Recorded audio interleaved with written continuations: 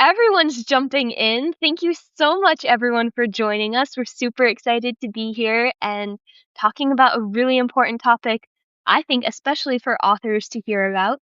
Um, my name is Jaylan Gundiz. I am the editor-in-chief and representative for One Brilliant Arc. We are a story studio that helps marginalized authors get their voices heard. And we want to give a warm welcome to Scott Perry. Thank you so much for joining us. Um, yeah, it's great to have you here, and I am so excited to hear some of the wisdom that you have to share around marketing and a different way to look at it. So I'll give you the floor. Go ahead and introduce yourself. Tell us a little bit about your story and what kind of creative work you do. Oh, okay. Well, first of all, it's a privilege to be asked to have this conversation with you, and I really appreciate you and the work that you do. I came across you when you were interviewing our mutual friend Claudia, and I thought you did a exceptional job as a host. So Thank you. appreciate accepting my beg to have a conversation. My name is Always. Scott Perry. My publication on Substack is called Creative on Purpose. It's a publication I started when I was just graduating from Seth Godin's Alt MBA in 2016. And I went on from graduating from the Alt MBA to become a coach and later head coach in Seth Godin's Akimbo workshops, including the marketing seminar and the creatives workshop and the freelancers workshop and the bootstrappers workshop and the story skills workshop. And I use that as a bridge to moved from a 30-year career as a professional guitarist. I played music for a living for 30 years. I raised a family while I was doing that, and now I am a full-time grandpa, part-time writer and coach at Creative on Purpose. And yeah, the things that you invited me to talk about today are very near and dear to my heart: storytelling, authenticity. These are really important things, and how do we market our work as writers and difference makers? For sure, for sure. It seems like you're one of the rare creatives who are able to master both the creative side of work and also the marketing side. I know from experience myself as a writer and a young published author, I had a lot of difficulty learning how to be an entrepreneur around my work, and a lot of creative people have a really hard time with self promotion. And I mean, even when I became an editor, I was freelancing, and that again is every single creative person in this market needs to learn how to be an entrepreneur in order to get their work out there. Um, so it seems like, that skill set of marketing yourself doesn't come naturally to a lot of us. Kind of, we hear marketing, it makes us feel really icky inside. I'm curious for everyone who's joined us, sound off in the comments if you are a creative who hates marketing. Um, but we are here to hear from Scott about a different way to look at it that feels a lot less icky. I think it's so cool that, I mean, it's wild that you reached out to me because, Seth Godin and uh, Bernadette, Jiwa, and all these people that I was learning from when I was trying to learn how to market, and you've actually worked with them. So what's the biggest thing that you took away from working with those kinds of strategies and mindsets? Oh, it's a great question. Well, yes, I mean, it's been a privilege to be a friend and have Seth as one of my heroes, a mentor in that he has been a hero of mine that turned into a mentor, and I feel really lucky to have had that happen in my life. And I think in terms of the biggest takeaways, one of the real gifts that both Seth and Bernadette have is to boil things down to first principles. And I remember Bernadette, when for a lot of us that are creatives and writers, we still can struggle with y- how do I, how do I tell this? How do I tell this message, get this message out that I feel is so important? And Bernadette would remind us, a story is just something that has a beginning, middle, and end, and I love things like that. that would really, sometimes we forget, like, yeah, it is actually that simple. Simple is not always easy because as human beings, we're fraught with cognitive distortions and biases and false beliefs and narrative fallacies and all these kind of things. And with Seth, one of the I actually started as a student in his marketing seminar, which was his first workshop post alt MBA. And like a lot of folks, I was struggling. Like marketing just felt slimy, icky, transactional, not the kind of thing and I was trying to figure out how could I do that while maintaining the integrity of, myself and my creative endeavor. And the way that I frame what Seth has taught me about marketing is simply telling true stories to people whose lives would be enhanced if they collided with you and the truth that you stand for. And when we and if we disassociate marketing from all the things that we think it is, but it's not. Like, marketing is not advertising. Marketing is not digital promotion. It's not countdown timers and landing pages and email. Like, that's not marketing. Those are tools and tactics, hacks and tricks that you can use as a marketer, but they're not necessary. All you actually need to be a marketer, a creative who employs marketing in a way that is ethical and is done with empathy, is to tell true stories to people who need to hear them so that their lives can be enhanced by the difference you can help them make. That's so beautiful. I know I, for one, am writing that down and keeping it in front of me on my daily work just so that I can always remember that marketing is only telling true stories to people whose lives would be improved if they collided with yours. That's very similar to what we find when we work with authors and help them kind of promote their own work here at 1 Billion Arc is the storytelling skill set that people have. Story structure has been proven the most resonant, effective way to communicate a true message. Um, and a lot, again, whether you are an entrepreneur first and then a storyteller second, or a storyteller first and then you have to become an entrepreneur, um, this storytelling skill set is so integral to what we do and how we can ethically connect with people and genuinely connect with people so that we don't feel that kind of like slimy transactional, like, I'm just trying to create connections to earn money. It's like, no, you're creating connections by telling true stories and improving people's lives. Mhm. um so that's really helpful. Thank you so much for sharing that. I would love to also hear about, in particular, we talk a lot here on Substack in general about authenticity. We talk about those genuine connections. So, have you discovered a specific way that authenticity fits into your marketing strategy or mindset? Yeah, it's a great I think it really helps to start with defining our terms, Mm, and because authenticity, I find, is more frequently a trap than it is mhm, a force multiplier for getting your message out. Um, so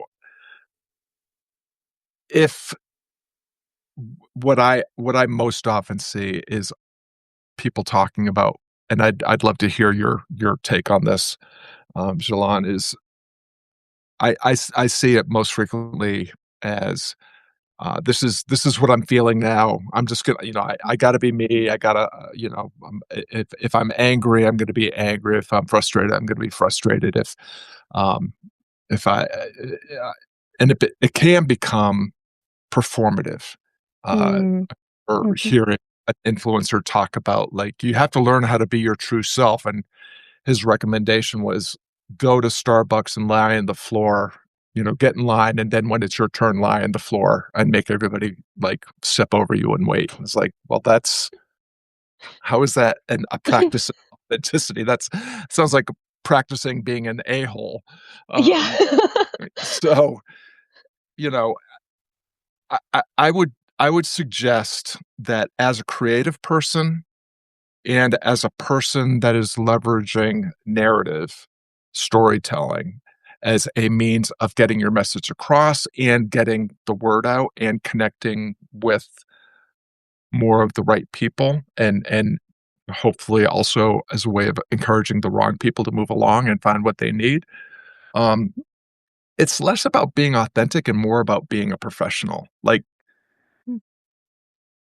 if I go to the dentist to get a tooth extracted and the dentist just had an argument with his wife and is feeling really angry and frustrated and comes in and says, "I'm not feeling it today. I'm not gonna be able to do your tooth," or worse, comes in with the pliers and says, is really pissed off and is just gonna Yeah. reach into my mouth and start yanking stuff out, like, that's he's being authentic, but Mm. it's not very helpful. It's not very Yeah. useful. Neither one of us are going to, be be grateful for the outcome.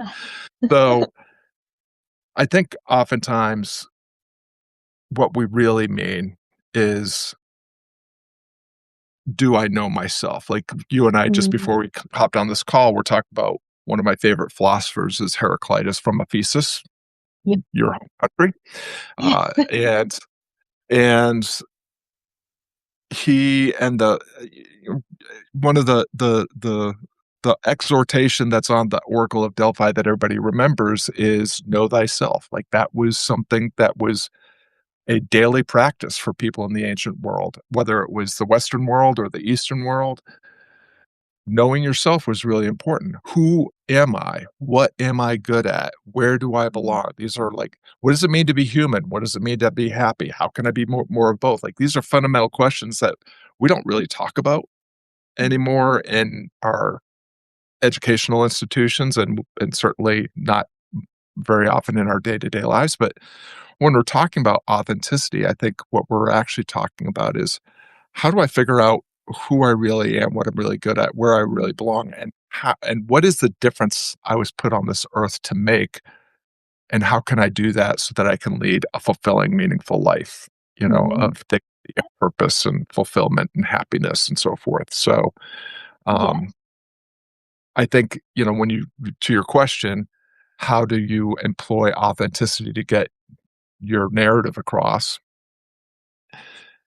You have to remember that storytelling is how human beings engage with the world. It's how we make sense of ourselves and each other and our situation. It's all storytelling.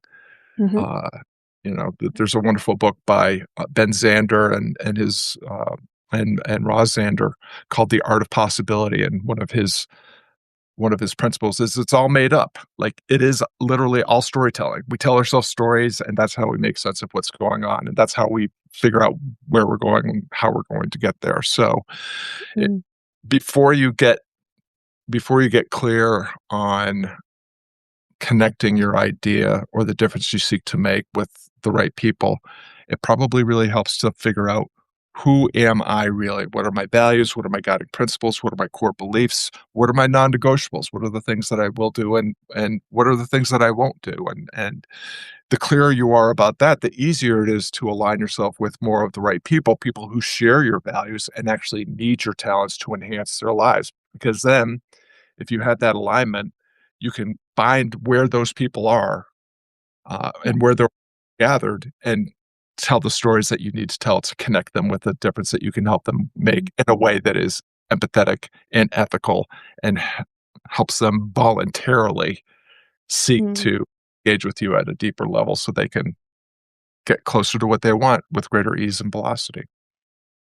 That's awesome. I really appreciate you opening up the floor to my perspective on it too. I love what you said about like it's all storytelling. Something we often say here at One Brilliant Arc is story is the connective tissue of civilization, and story structure is a universal language that everyone speaks. Um, and what you said about defining terms as an editor and someone who like studies words and the English language specifically, I think there's something really interesting that happens in culture where we kind of define words based on the connotation that they give us instead of the actual definition. So when authenticity became a buzzword, from my perspective, it seemed like it was because people who were trying so hard to be professional um, were starting to associate professionalism with performance and kind of showing up as not themselves and not uh, their voice, not their message. and just kind of fitting into a mold that someone else had already set as their mold. So, in my perspective, we've been trying to encourage authors who are looking to market their work as, let's move away from professional performance. Let's still be professional, but let's start with authenticity, because authenticity forces you to look at yourself and ask those questions that you mentioned of, who am I? What am I here to do? What is my message? And how do I communicate that message in a way that sounds most like me and less like someone else who had a different message to communicate?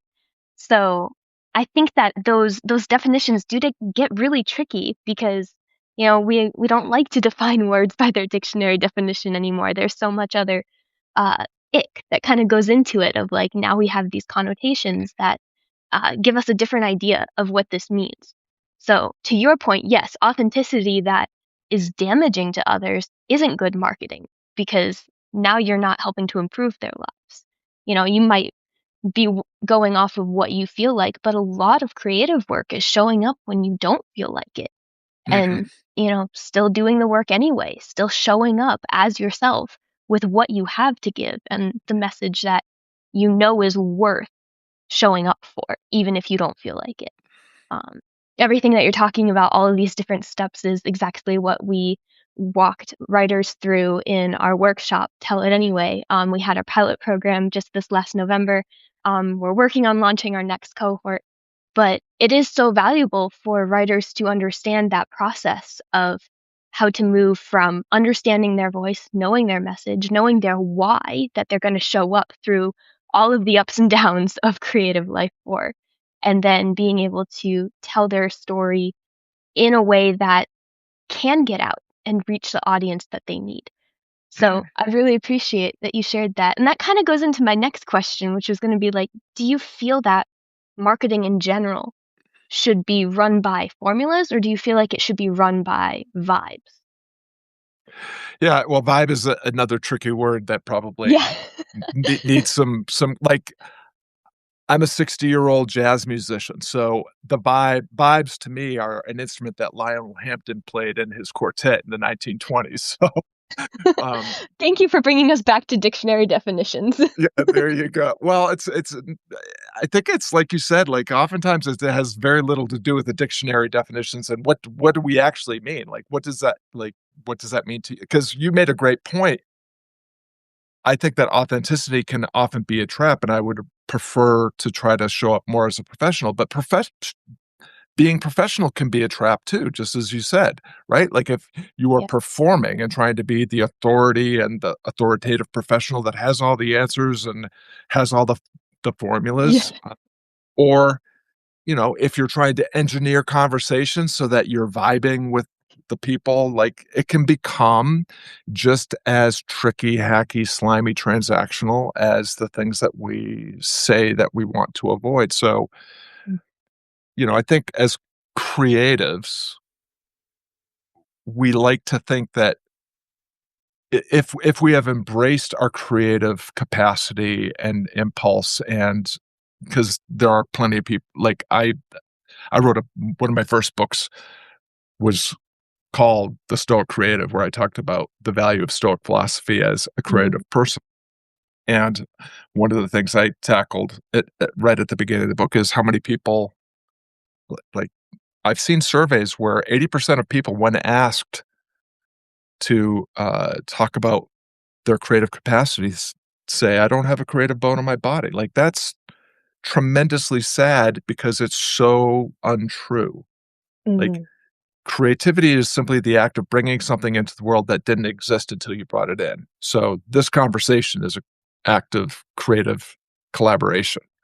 Yeah. And certainly, there's different like, making a peanut butter jelly sandwich is one kind of creativity. Making a 7-course, French meal is a different type of creativity, and talk about amateur versus professional and art versus creativity and all that too. But um, if we are creative and we are invested in our creative capacity and our craft and expressing that creativity and connecting it with the right people, oftentimes we can fall into into this idea of vibe as a trap. Like I'm going to operate on instinct and intuition, and I'm just going to do what I feel like doing, and I want the people to like, do you feel me and all that kind of thing. And it's like, again, I get it, and I see the value in it, and I can also see how that could become a performative kind of tricky type of enterprise as well. And so when to your question about like formula or vibe, I don't think they have to be mutually exclusive. Mhm. I think, uh, in addition to reasoning from first principles, the other two core elements of my philosophy of creativity and marketing and just making a difference in general are first principles thinking, like what fundamentally needs to be true in order for something to happen. um, Systems reliability and system thinking, right? Like every system is perfectly designed to get the results it's getting. If you are building a system on vibes and you're not getting what you want, well, maybe your vibe system is a little bit flawed. Um, so fundamentally, as a storyteller, as a writer, as an author, what do you need? Well, you need to have a document, some artistic expression. Maybe it's oral, maybe it's written down. Maybe it's video, maybe it's narrated, what have you. Maybe it's completely visual.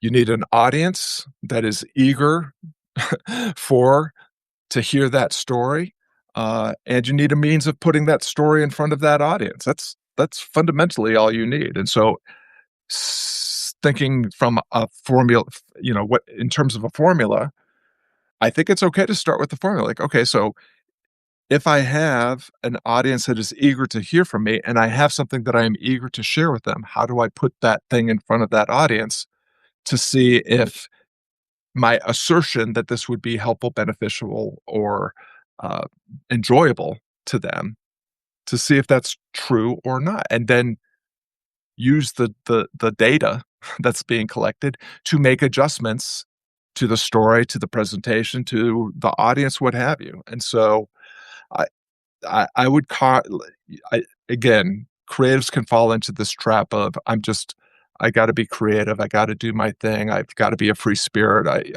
whatever leaps into my mind is an act of genius because it leapt into my mind, and therefore I must just go ahead and do it.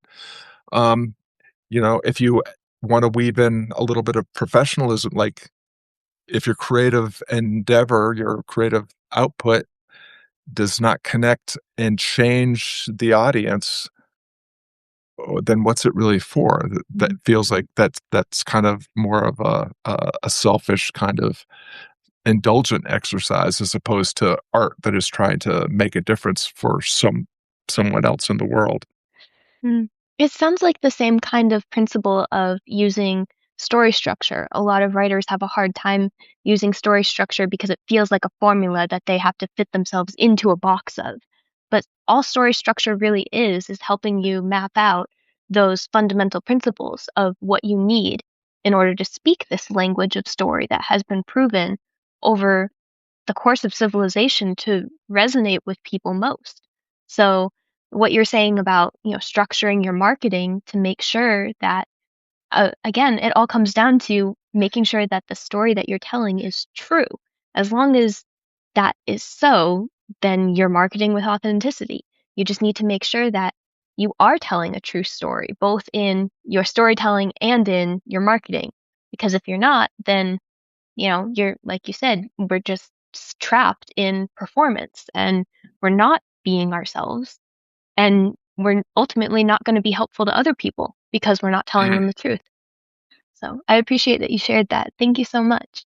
Um, kind of speaking of those of us who are more just learning how to do all of this and juggle the entrepreneurship and the storytelling, you've been at it much longer and you've had a lot more experience.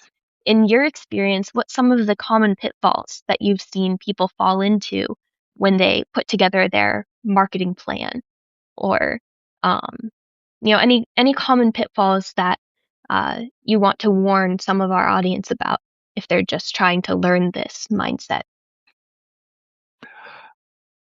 I actually just today posted some thoughts that some questions that I learned from Seth Godin in the marketing seminar. He calls it the marketing trifecta. We did a workshop about this in the Creative on Purpose community on Tuesday. I wrote about it on Monday. You can go to the post on Monday and see the three questions. But I mean, if I were to boil it down in one question, the first question to answer always is, what's it for? Like, Mm, this thing that you're creating, what's it for? This message that you're trying to push out into the world, um, to connect, to spread the word. Like, what's it for? One of the ways that you can avoid the authenticity trap is, you see this on Substack all the time. People that are chasing the algorithm and trying to, create notes, create content that goes viral, and mm, then are, frustrated when it doesn't work. Well, chasing the algorithm is not really, that's not a marketing strategy. That's playing the lottery. mm, Someone's going to win the viral note lottery. It's probably not going to be you. And any real time or effort you invest in chasing the algorithm is time you could spend actually getting better at your craft and actually having meaningful conversations with the right people. mm, So the design thinking question, what's it for, is really fundamental. The three marketing trifecta questions, and again, if you go to the post on Monday, I actually provide templates that make this a little bit more easy and practical to get started with. But the first question that Seth poses in the marketing seminar and is baked into his book, This is Marketing, is, what change are you trying to make? mm, That's mhm. what art and creativity does. It changes people. It Yeah. changes the way we think. It changes the way we show up. It changes who we are becoming. That's the purpose of art, is to make a change happen. So what change Mm, are you trying to make? Like, you should be able to be specific and clear about what that change is. For people that are experiencing this, after you uh, collide with my art, you will believe this, or you will feel this, or you will experience this. After defining the change that you're trying to make, who are you trying to change? And mm, this is not so much about, like, ideal customer avatars and niching, which are things, as a marketer, I don't believe in ideal customer avatars, and I don't believe niches are necessary. I think that niching and ideal customer avatars can be a real trap. What you mm, should be more clear on is positioning. What's the worldview of the people that you are trying to communicate with? What do they believe? What are they experiencing? What are their aspirations? What are their problems? And what is it that they seek, aspire to change? What's the problem that they want to solve? So it's, again, not demographics or even psychographics so much as it is, um, worldview and mm, aspiration. And then the final question is, what promise are you making? And fundamentally,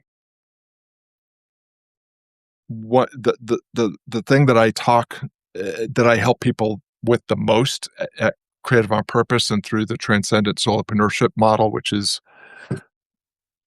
we call it the convert. Like, you don't need any of the digital marketing hamster wheel BS. If you are trying to be everywhere all the time, all at once on social media, if you are launching a podcast and writing a book and launching a YouTube channel and creating landing pages and lead magnets and email sequences and nurture sequence, like, these are all like, does that have anything actually to do with the change you want to make in the world, or is it just mm, what you believe because some digital marketer or online guru told you this is how you have to do it? Because mm, fundamentally, none of that is necessary. Because the way I've run, I've had a successful music career, as a completely unknown musician, um, earned enough money to buy homes and buy cars and put kids through college and the whole 9 yards. Uh, and I did it before there were any digital marketing tools, period. And mm, the way I did it was just being really clear on who I was, what I was good at, and where I belonged, and having honest conversations with audiences and venue owners about what they could expect if they put me on stage at their venue. And so what promise are you making? That it has you have to if you make and keep enough small promises to the right people about and move them towards the change that you seek to make, then you never actually have to sell anything ever.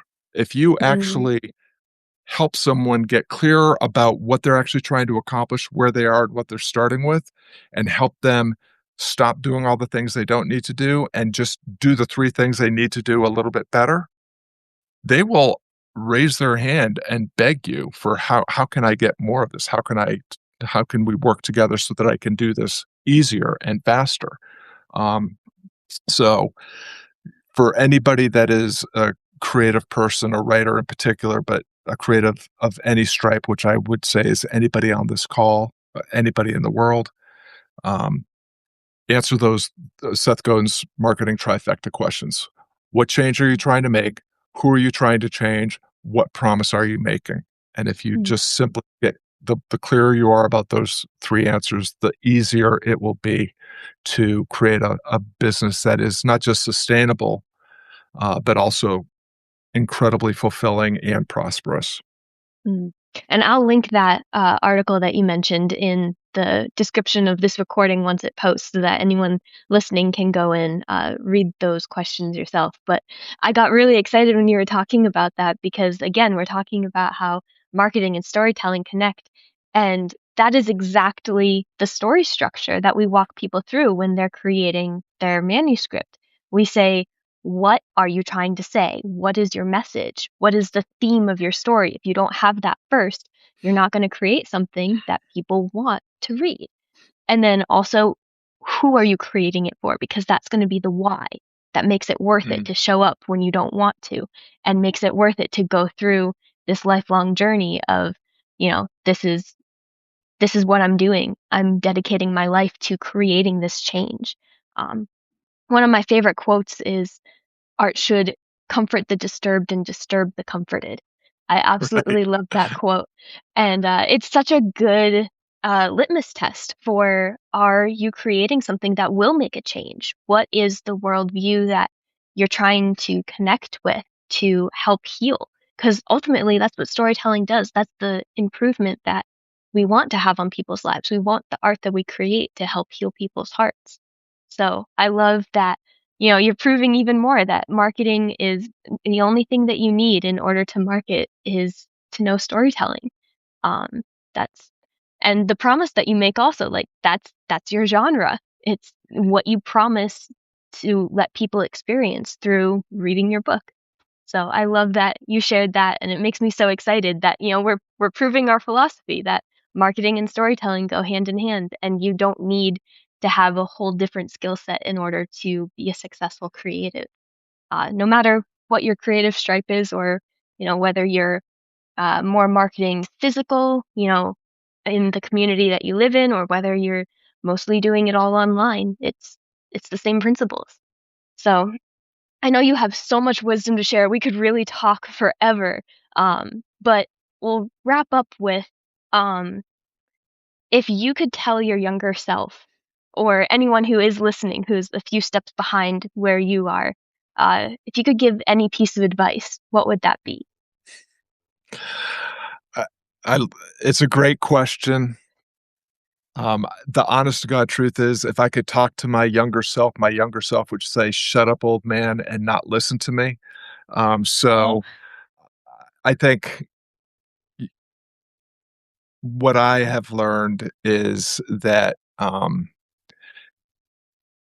the best way, human beings are by nature aiming aspirational creatures. We like to set goals. We like to set points on the horizon. We like to go after them.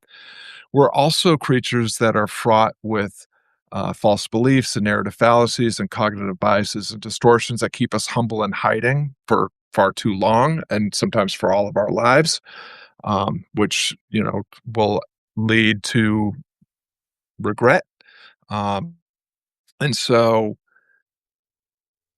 with so much of anyone's creative journey, you kind of have to go through whatever it is that you have to go through. Like, Mm. when you were talking about storytelling structures and form, like the hero's journey, the heroine's journey, that's a story structure that's been around forever. Is it a formula? Is it formulaic to follow the hero's journey?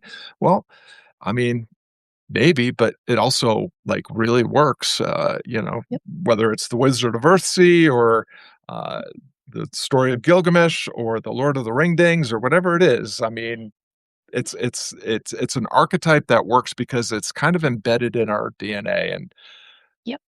It's Stephen that Pressfield universal language.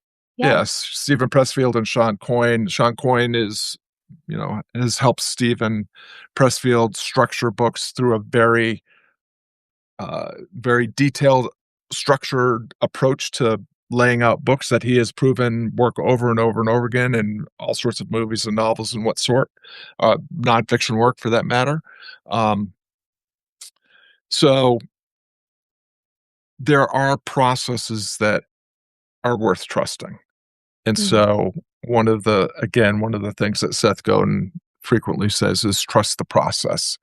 And to that, I would add my favorite Goethe quote, which is, "As soon as you trust yourself, you will know how to live." Like until you trust yourself, you can't trust the process, and the process ends up being the shortcut.